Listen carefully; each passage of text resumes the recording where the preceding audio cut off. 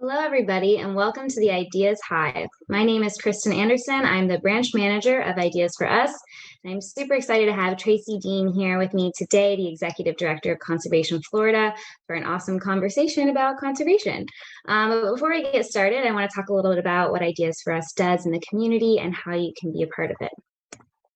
So, if you aren't familiar with Ideas for Us, we are a global environmental nonprofit, and our mission is to develop, fund, and scale solutions that solve the world's most pressing environmental and social challenges. And we do this by breaking it down into 3 steps, which is to educate, engage, and mobilize volunteers in environmental action. We really emphasize education because it's so important to understand the world that we're living in before we can create solutions. So we have the Hive every single month where we bring in an expert on a topic to talk about one of the United Nations 17 Sustainable Development Goals and the work that they're doing and how we can also be a part of that. And then we engage the community in a conversation about how can we solve this global problem with a local solution.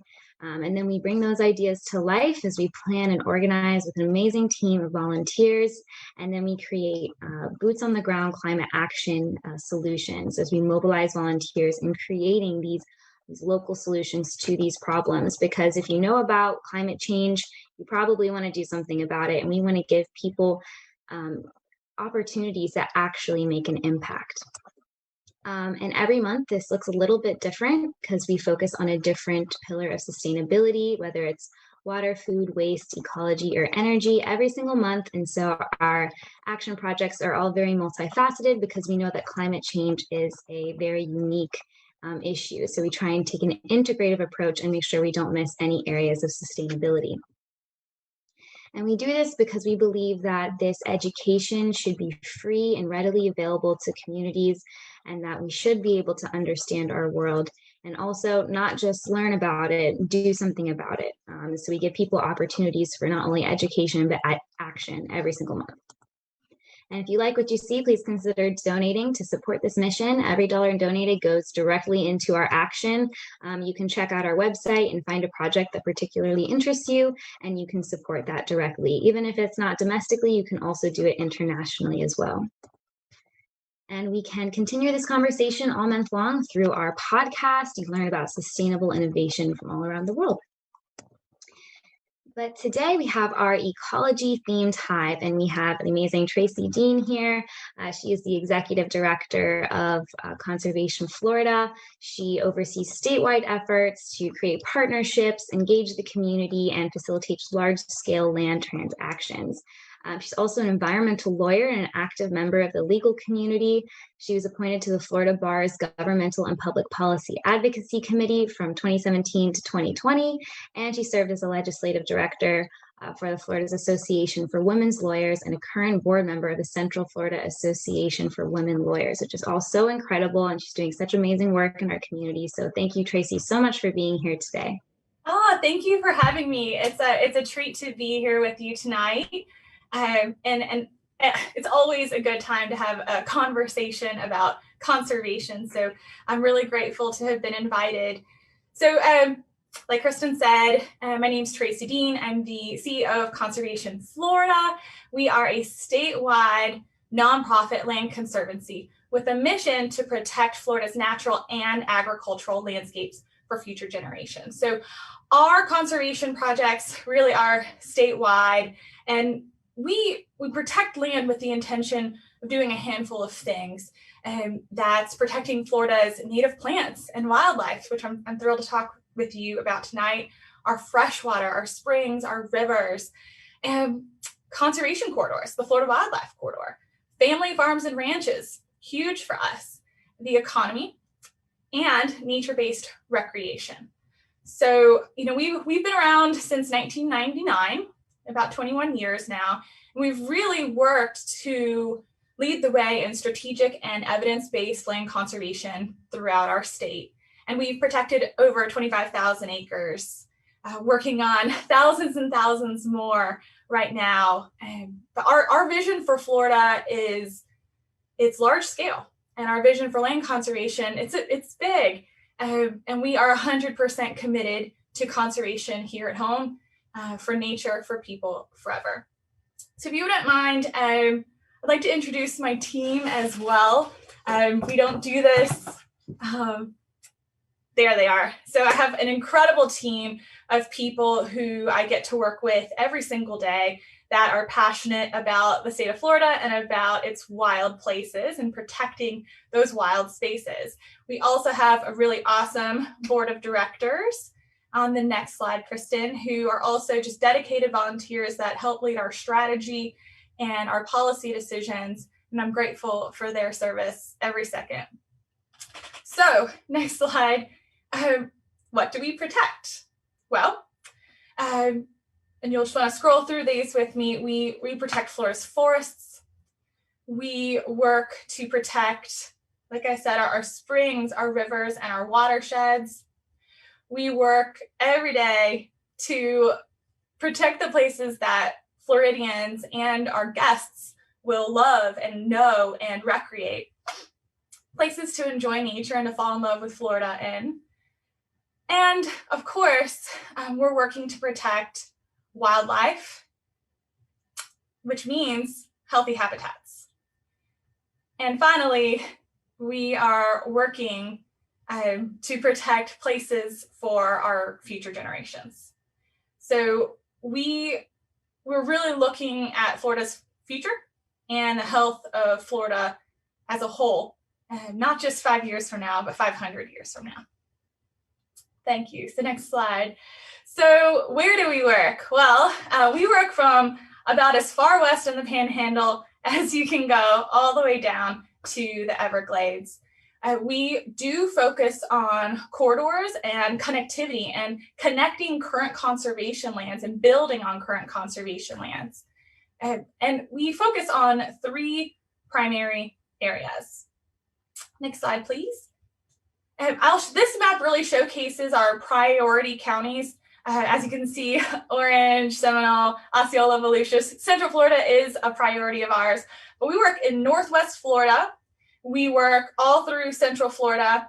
And right now we have a very significant priority in the Northern Everglades. We're calling it the H2O initiative. The headwaters of the Everglades are actually located, fun fact, in Orlando, and flow down to Lake Okeechobee.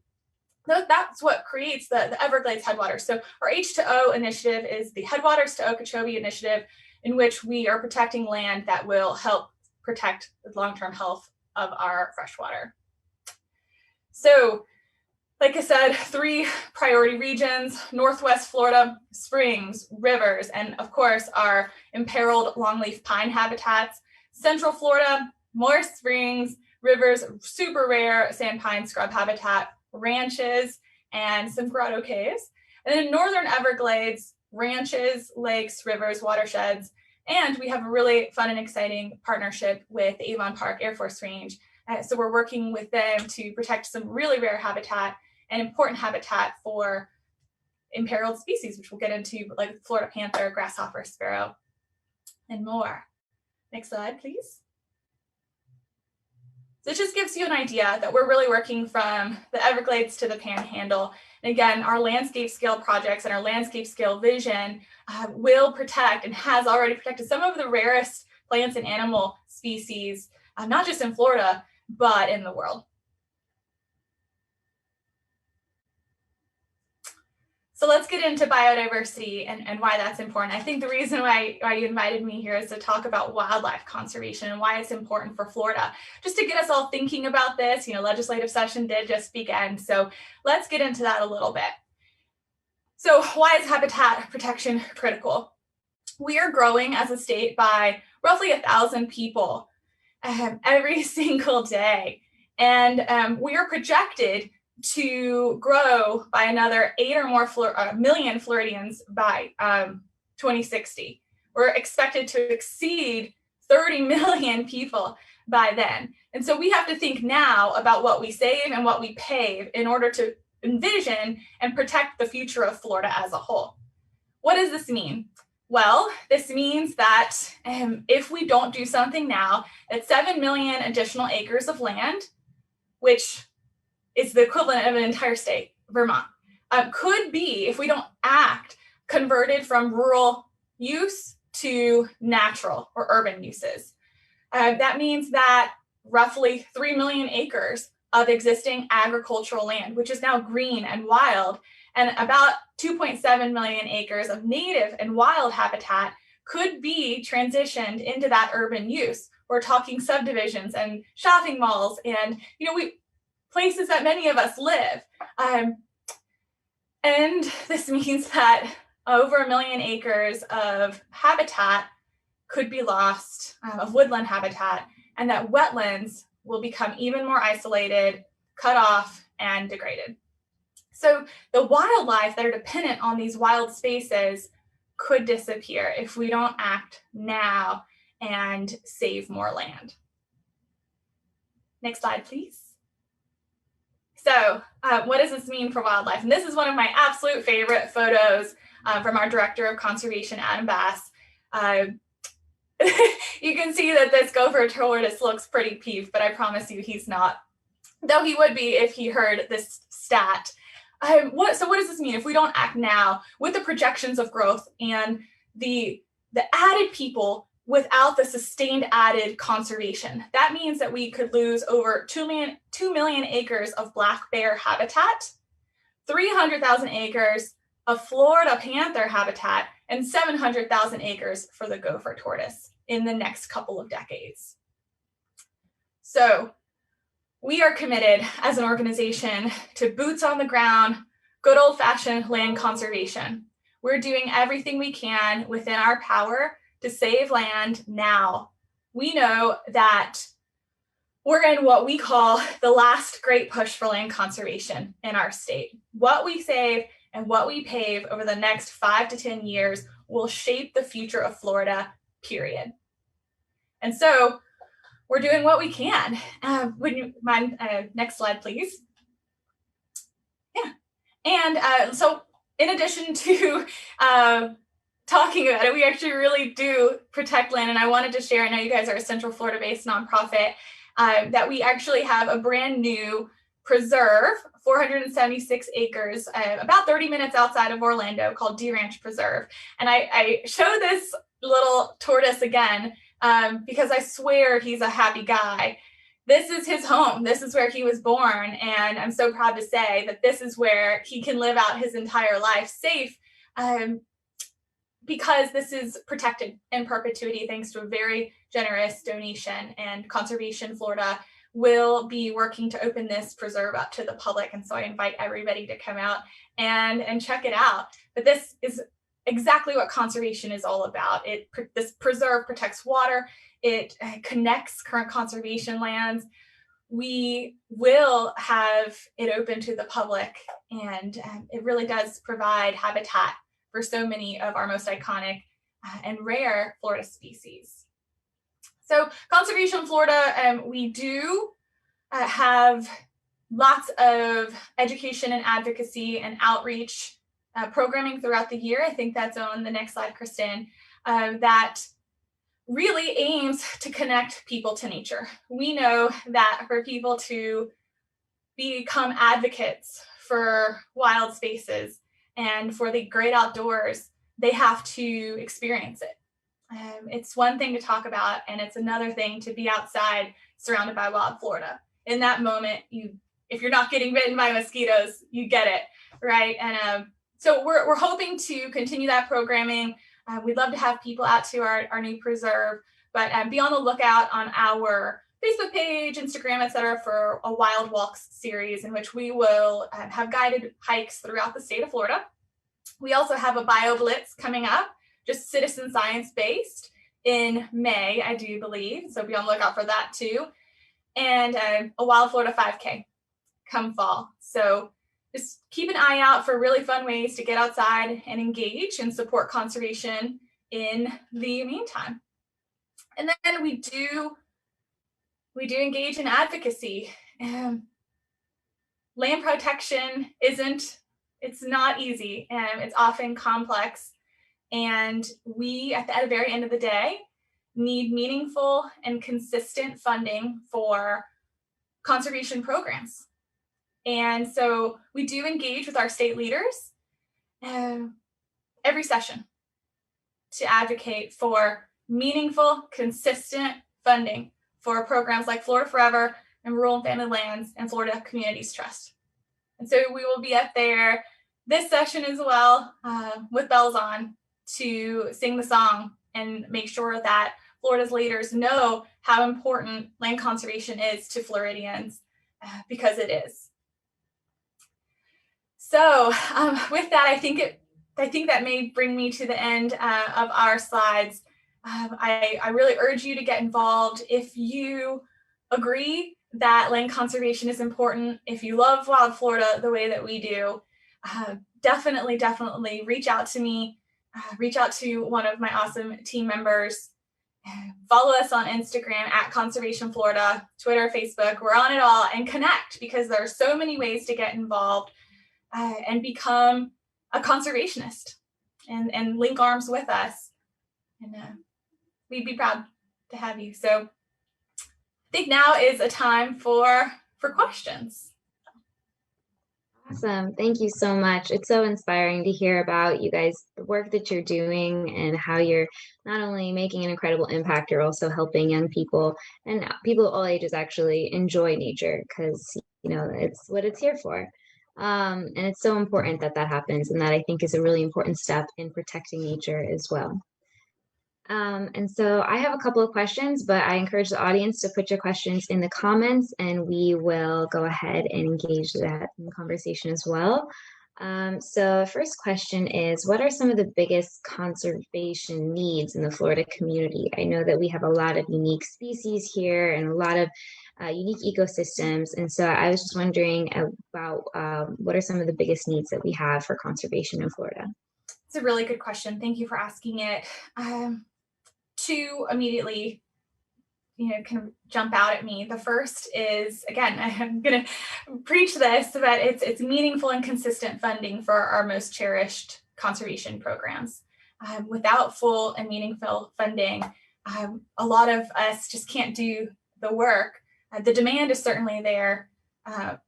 There are plenty of Floridians, landowners, ranchers, people out there who would gladly sell a conservation easement and put their land into conservation, but we need the funding to do that. And so we have a big vision, and there's lots of solid plans.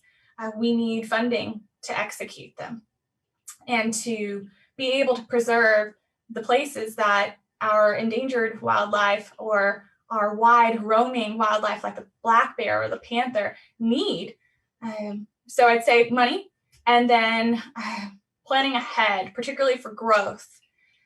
As we look to, what I referenced earlier, the 2060 and 2070 plans, we know what's coming. More of us, more roads, more rooftops. And we know what we need to do to protect Florida's future. So we need to plan ahead. We need to be thoughtful about our growth. And I truly believe that land conservation is a tool that, when used, well, it sets us up for long-term success and long-term sustainability. So those are the two that I would say: money and some strategic planning for our anticipated growth. Awesome. Yeah, both are very important. We definitely get that being in the nonprofit world, but I would love for you to talk a little bit about the process of protecting land, since you guys are doing that, and congratulations on the new protected area. I'm definitely going to check that out. I'm going to say hi to that little gopher tortoise. But I would love for you to talk a little bit about if the process is difficult, and, a little bit about what goes into it. Sure. So no one project is the same. Some are more straightforward than the other, but we save land in a handful of ways, either through strategically working with our partners, of which we have many that we're grateful for, to achieve landscape scale conservation through conservation easements, which is an agreement between a willing landowner and either a land trust or an agency to protect and sell the development values of their land. In other words, it's an agreement, a willing agreement that protects the conservation values of a property in perpetuity forever. And another way is through fee acquisition, so outright ownership. So we work with partners to strategically implement land conservation. We work with landowners to strategically implement land conservation, and that's often through either conservation easements or fee acquisitions. But sometimes it could mean more, like long-term planning for families, legacy planning, and incubation of ideas. How can we have this imperiled area? We have this imperiled species. How can we strategically plan and think about ways in which we can protect their long-term health?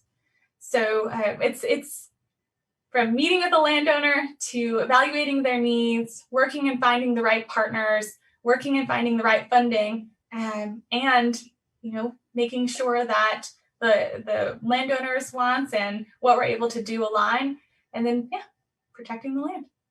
Incredible. And I'm so thankful that you guys are doing that, because Florida really does have some of the most unique and diverse ecosystems in the entire country. So if you haven't yet, audience, go experience it. It's really incredible, especially the springs. Some questions from the audience. What is being done to shift the financial responsibility from donors to government agency and corporations? I'm not quite sure I understand the question. Transition. So what is being done to shift the financial responsibility from donors, so people like us, giving, to the governments and putting the emphasis and the pressure on governments and corporations to protect the land and be stewards? I'm assuming that that's what that means. Okay, sure. I think advocacy. I think many environmental groups throughout the state link arms this time of year to sing it loud, and that land conservation is something that all Floridians believe in. And for the most part, I have yet to meet someone who says, ugh, the environment, hate it, destroy it. So it's something that we can all get behind. I'd say to shift the responsibility, it's going to be both forever. I think our state has been a leader in conservation over the decades. We are lucky. We have, I think, just around 30% or so of our state already protected. I think we need more, and I know I'm not alone in that. So we see a lot of partnership and a lot of advocacy with our state leaders to get the engagement that we'd like to see, to put the pace of protection that we'd like to see into action. But it's going to take it's going to take both private landowners and our agency partners to actually protect the amount of Florida that we want to, that we need to. And I say that because we can't do this without our working lands.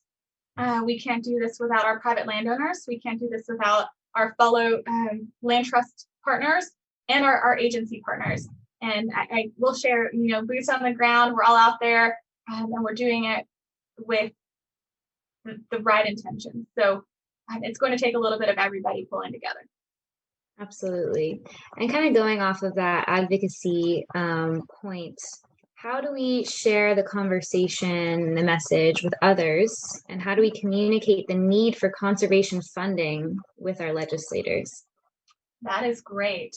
So Conservation Florida, we certainly are very willing to share our priorities, but we say as many times and to as many people that will listen that our state needs meaningful and consistent funding of our most successful historically programs, including Florida Forever, Rural and Family Lands, and Florida Communities Trust. So meaningful and consistent. That's what we need in our state to do the work at the pace in which we all want to see. Absolutely. And I think another important point is kind of staying on top of, local legislation and being educated about that. And when there is a governor to call that person and be like, hey, I don't like this, our voice can be heard, and people should definitely most use certainly that. Engage. Yes, Kristen, you're absolutely right. Most certainly engage. If you feel passionately about this issue, call your state representative and call your state senator and let them know. Let them know that you care about land conservation. And that goes a long way. just speaking up and being engaged and being informed. And, you can follow our page for sure. We will be watching legislation all session as it pertains to land conservation.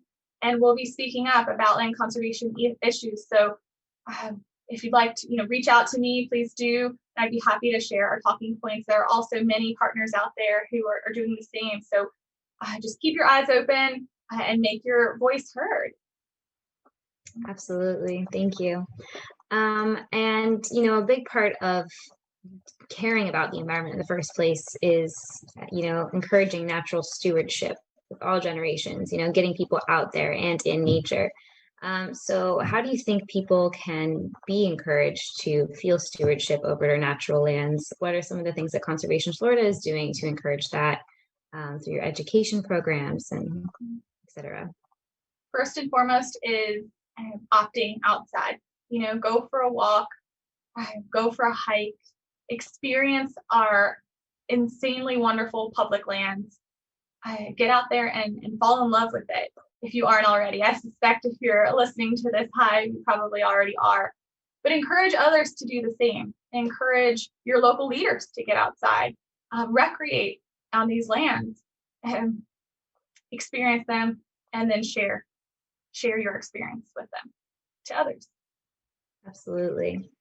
And you want to talk a little bit about different ways people can get involved in Conservation Florida, volunteering, that kind of thing? Yes, we have a robust volunteer program. So cleanups, bird walks, check out our Facebook, check out our Instagram again. We would love to have you as a part of our team. We do have a Facebook group. It's Volunteers for Conservation Florida, where opportunities to volunteer are listed. It's also a really good place to talk with like-minded people about land conservation in the state. Reach out to us and follow us.